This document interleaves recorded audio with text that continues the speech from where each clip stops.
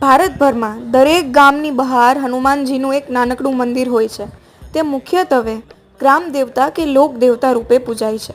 તેમને તેલ સિંદૂર ચડાવાય છે. બ્રહ્મચારી બજરંગ અષ્ટસિદ્ધિ નવનિધિના દાતા છે. મલિન તત્વોને ભગાડનાર ગામના રક્ષક દેવ છે. સર્વ સંકટ હરનાર છે. ચૈત્ર સુદ પૂર્ણિમાએ હનુમાનજીનો જન્મ થયો હતો. હનુમાનજીના જન્મ સંબંધી અનેક ચિત્ર વિચિત્ર કથાઓ પ્રાપ્ત થાય છે. સુમેરુના રાજા વનરાજા કેસરી તેમજ ગૌતમ ઋષિની કન્યા અંજનીના પુત્ર હોય તે કેસરી નંદન અંજનીપુત્ર કહેવાયા. શિવ પુરાણ અને ભવિષ્ય પુરાણોની કથાઓ પ્રમાણે શિવ અને વાયુ બંને દેવોના અંશથી હનુમાનજીનો જન્મ થયો છે. તે શિવ અને વાયુદેવના અંશાવતાર ગણાય છે. તો આ હતી હનુમાનજીના જન્મ વિશેની કથાઓમાંની એક કથા જે લોકોમાં પ્રચલિત છે. તો આપ સૌને હનુમાન જયંતીની ખૂબ જ હાર્દિક શુભકામનાઓ.